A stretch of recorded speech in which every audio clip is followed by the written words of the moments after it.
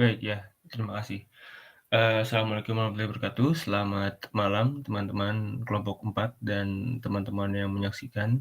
Kami dari kelompok 4 akan mempresentasikan sebuah materi di DT ini, yaitu mengenai hukum rokok bagi kader LDF begitu ya. Mungkin bisa langsung ke materi aja, bisa materi langsung next slide. Baik, jadi di pendahuluan itu, pertama tembakau itu adalah merupakan bahan baku rokok yang telah dikenal oleh umat Islam pada akhir abad ke-10 Hijriah yang dibawa oleh para pedagang Spanyol. Nah, semenjak itulah kaum muslimin mulai mengenal rokok. Sebagian kalangan berpendapat bahwa hukum rokok itu boleh begitu ya. Baik, di selanjutnya ada sebuah ayat-ayat yang akan dibahas mengenai plus dan minus dari rokok.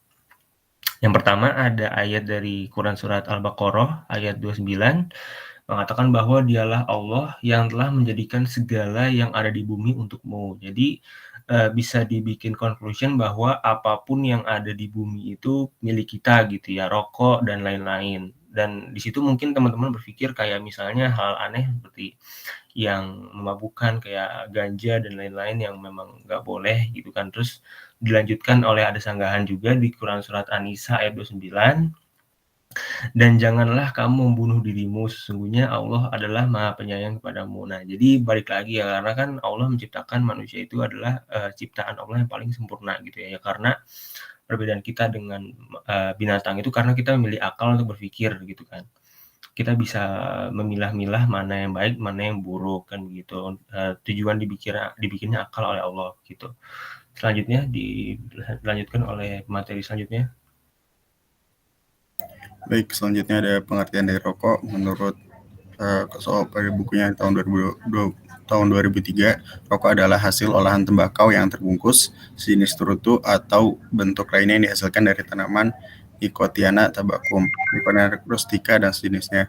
Sedangkan menurut Aditama, asap rokok mengandung sekitar 4.000 bahan kimia, 43 diantaranya bersifat karsinogen. Kemudian pengaruh asap rokok dapat mengakibatkan infeksi pada paru-paru, telinga, serta kanker paru. Selanjutnya, ada 2 tipe dari aktivitas merokok, yaitu yang pertama ada perokok yang menghisap rokok secara langsung yang disebut dengan perokok aktif. Kemudian yang kedua adalah mereka yang tidak secara langsung menghisap rokok, namun turut menghisap asap rokok tersebut yang dinamakan dengan perokok pasif. Selanjutnya akan dilanjutkan dengan oleh rekan saya. Oke, jadi ada beberapa dasar yang bisa membentuk seseorang untuk berperilaku merokok, yaitu yang pertama ada niat atau behavioral intention seseorang untuk merokok, dan niat ini dipengaruhi oleh kepentingan pribadi. Jadi kalau seseorang sudah niat untuk merokok, ya bisa saja orang itu untuk mulai merokok. Dan yang kedua, dukungan sosial masyarakat sekitar atau social support yang mendorong seseorang untuk merokok. Lalu yang ketiga, informasi atau accessibility of information, yaitu kurangnya informasi karena ketidaktahuan seseorang tentang bahaya merokok yang menyebabkan dia itu merokok. Dan yang keempat, otonomi pribadi atau personal autonomy dapat mengambil tindakan keputusan untuk merokok atau tidak merokok. Dan yang kelima, situasi atau action situation, yaitu situasi yang memberi kemungkinan seseorang untuk merokok. Bisa di next.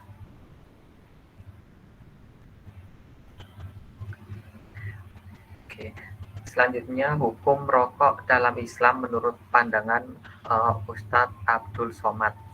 Seperti yang kita ketahui, Ustadz Abdul Somad atau UAS menjelaskan bahwa mufti atau orang-orang yang menguasai ilmu fikih di Mesir dan Arab Saudi kebanyakan mengharamkan kegiatan merokok. Sementara di tanah air, Majelis Ulama Indonesia yang bertindak sebagai pembuat fatwa cenderung melonggarkan hukumnya.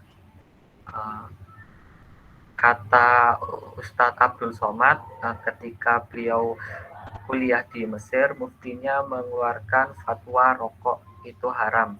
Mufti di Arab Saudi Syekh Abdul Aziz Ibnu Baz menuliskan bahwa rokok itu haram.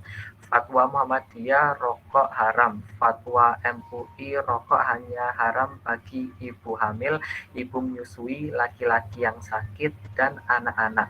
Kalau yang sehat dimakruhkan. Selanjutnya dilanjutkan oleh teman saya. Oke, baik. Pendapat ulama mazhab mengenai hukum rokok. Ulama Syafi'iyah seperti Imam A'lan dalam kitab Syarh Riyadhus Shalihin dan Al-Adhkar serta buku beliau lainnya menjelaskan akan haramnya rokok. Begitu pula ulama Syafi'iyah yang mengharamkannya adalah Syekh Abdul Rahim Al-Ghazi, Ibrahim bin Jam'an serta ulama Syafi'iyah lainnya mengharamkan rokok. Qalyubi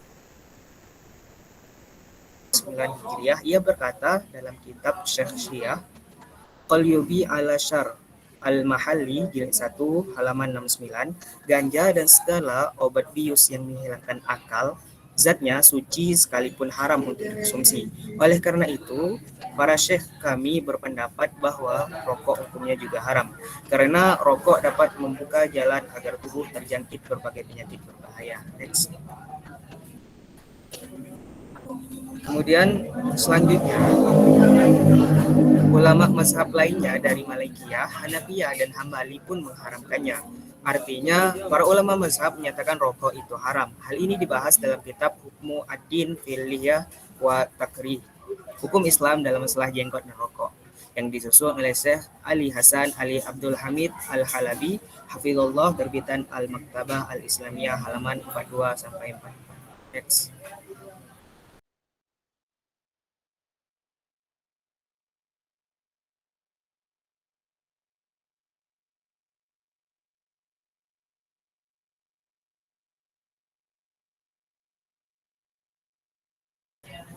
Selanjutnya akan disampaikan oleh teman.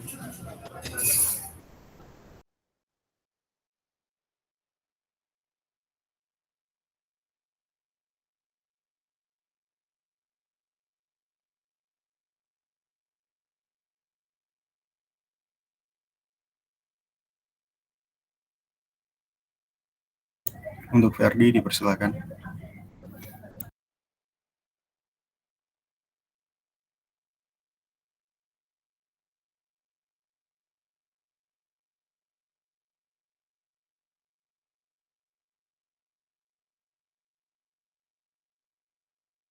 Baik, sebelumnya mohon maaf ini sinyal saya lagi terkendala.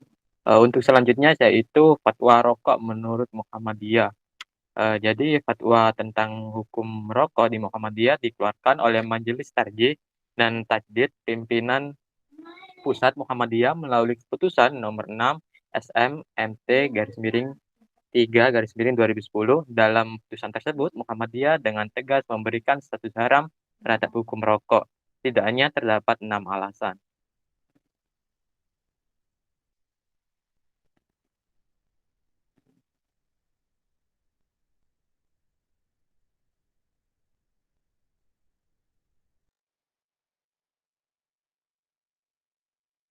Baik, saya follow up lagi ya supaya mempersingkat waktu. Jadi 1 itu rokok itu termasuk kategori perbuatan khaba'its atau yaitu perbuatan keburukan yang bisa menimbulkan dampak negatif.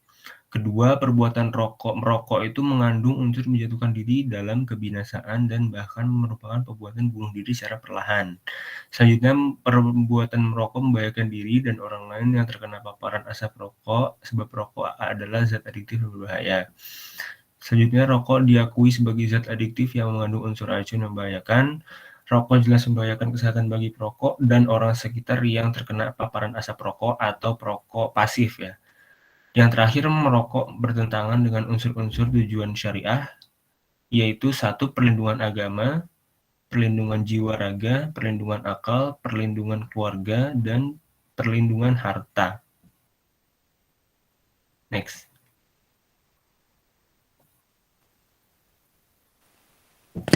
Kesimpulan, fatwa atau pendapat ulama di zaman sekarang memang berbeda-beda, tetapi bisa memilih fatwa mana yang kita yakini, karena perbedaan pendapat merupakan hal yang wajar di kalangan ulama, termasuk fatwa-fatwa tentang merokok.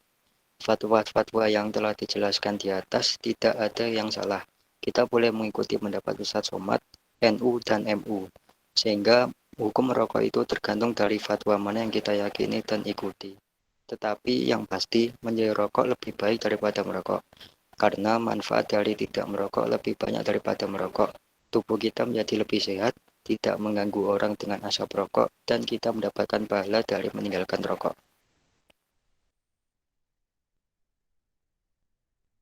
Baik, mungkin saya tutup saja ya sekalian kesimpulan. Terima kasih Mas Kevin.